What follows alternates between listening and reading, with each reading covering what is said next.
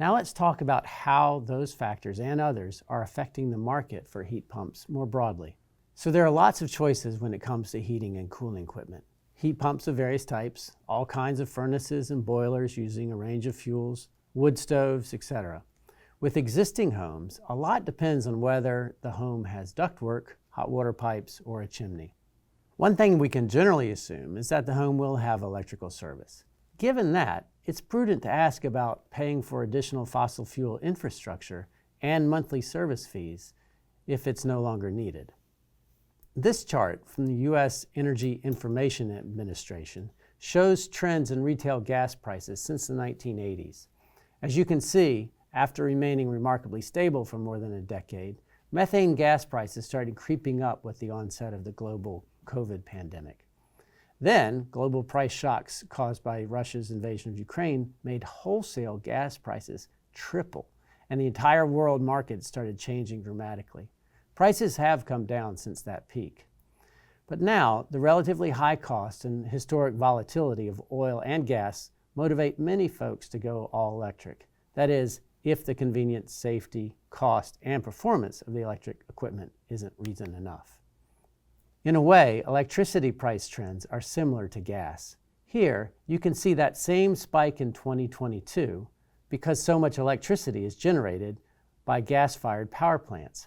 Going forward, we expect electricity prices to be ever more stable as it transitions to renewable energy sources. That's because solar and wind power have no fuel costs at all. They are not so vulnerable to changes in the global market. But what does all this mean for buildings, and specifically homes? Well, based on U.S. Census data going back to 2005, electric-only homes continue to gain market share across the entire country. As of 2015, 25% of the U.S. homes were all electric, and in the Southeast, nearly 45% of homes are all electric, which makes heat pumps the kind of obvious choice for heating. In new homes, it's just cheaper to forego the gas hookup and monthly service fees. For retrofits, most ducted air conditioners installed in space that also is heated could be upgraded to a heat pump at relatively low added cost compared to just replacing that AC. Plus, you'd get great efficiency gains. If more customers chose a heat pump whenever an AC was going in, that would more than double the current market share. Here are more recent data on all-electric homes, broken out by state, so you can see more detail about how the Southeast leads the country in this trend. Washington State has lots of cheap hydropower, and in Hawaii they don't really heat their homes. I'm not sure what's going on in Arizona. Overall, these trends can be summed up in one word: electrification. As technology improves, energy markets change, and new energy sources become available, the economic and technological arguments for all electric homes just pile up. So what we see is the entire country moving towards all electrical systems. The grid and buildings are increasingly powered by renewables, both on-site and off, which have minimal operational costs and no rising fuel costs, plus no greenhouse gas emissions. Fossil fuel infrastructure will just keep getting more expensive to maintain, especially as users defect for all-electric solutions. As I mentioned, when electricity prices rise, it's generally due to rising gas prices. And again, renewables offer steady costs because there are no ongoing fuel costs. So electricity offers greater price predictability for all consumers. Finally, increasing awareness of indoor air quality risks from gas appliances also cause many folks to shift towards all-electric. Here's a little more on cost effectiveness using data from the 2021 study released by NREL, the National Renewable Energy Lab, run by the U.S. Department of Energy. The savings from switching to heat pump heat are averaged based on replacing a variety of other home heating systems, from electric baseboard to methane gas. Note that these costs do not reflect the price increases of 2022, where electricity prices increased because some gas prices went up a lot. But you can see how the numbers add up. If consumers can pay a little bit more upfront, they'll save thousands over the coming years. Note that this is for a replacement system, where the ductwork is already in place, and the choice is whether or not to replace a functioning heating system. For new construction, all-electric systems are cheaper from the start, because you don't have to install the additional infrastructure of a gas line, and you don't have to vent any fumes. There are some important new incentives as well. They're available now and being rolled out in states across the country. The Federal Inflation Reduction Act of 2022 boosted the tax credit for high-performance heat pumps and established the Homes and Here program. The 25C tax credit, available to any household that pays federal income tax, is worth up to 30% of the consumer's turnkey installation price, with a cap of $2,000. So if you spend $8,000 on the job, you'd get $2,000 off of the taxes that you owe.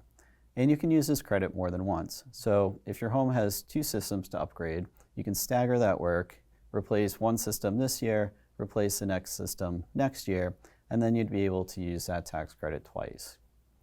One important detail is that the credit is only good for very high performance models, so 18 SEER or higher and 9.5 HSPF or better for split systems, and ductless systems require an HSPF of at least 10. That's what the CEE highest tier note refers to. And you can expect the specs for meeting that tier will continue to get more stringent over time. But that's good, because the highest efficiency equipment will save folks the most money over time. The Homes and Here programs are quite a bit more complicated.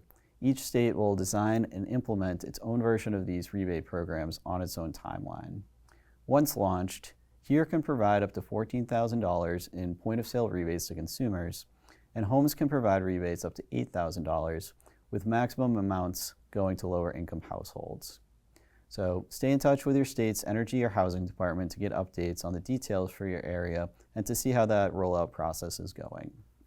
Because the federal incentives refer to it, let's take a minute to cover one important technical detail regarding how we talk about the efficiency of heat pumps. As of January 1, 2023, SEER 2 and HSPF 2 are the new efficiency metric standards for heat pumps. The main difference between the old and the new ratings are the testing conditions for each of those rating systems. The new testing conditions will produce different data values, and they warranted a new rating system. So for SEER 2 and HSPF 2 ratings, the testing procedure increases the pressure conditions to make them more like what you'll see in an actual ducted system in the field. As a result, the SEER 2 ratings for cooling equipment will be a bit lower, about 5%, than SEER ratings in most cases. And similarly, for heat pumps, that HSPF 2 rating will also be lower, about 15%, than the HSPF ratings.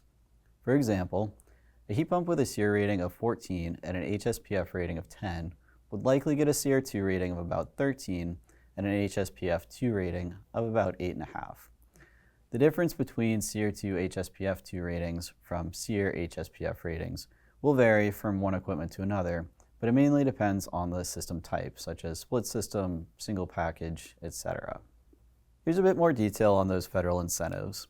The 25C also includes a 30% tax credit for work on the electric panel in the home, with a cap of $600. And note that the HERE program also has a rebate for electrical upgrades. These would be subject to the overall cap for the program per household, and the formulas are a little bit more complicated. I think the main takeaway is that Homes and HERE together could provide several thousand, even more than $10,000 for low-income homes, towards home energy improvements, including high-efficiency heat pumps. In Virginia, there's been legislation in recent years that is prompting our electric utilities to offer various rebates for efficiency improvements, including upgrading heat pumps. Note that this does not cover a fuel switching scenario where a heat pump would perhaps replace a boiler or a furnace. It's only for replacing existing electric heat, and that could be either resistance heat like electric baseboards or a heat pump. You can see that the rebates aren't large, but this may change in the future. In Florida, some electric utilities offer rebates for HVAC improvements, including upgrading to heat pumps. And that includes Florida Power and Light, Duke Energy, Tampa Electric, and Florida Public Utilities. Choosing an inverter heat pump opens up a significant savings for the customer. If they make 80% or less of the area median income, they'll only end up paying 36% of the original installation cost once the rebates and tax credits are factored in.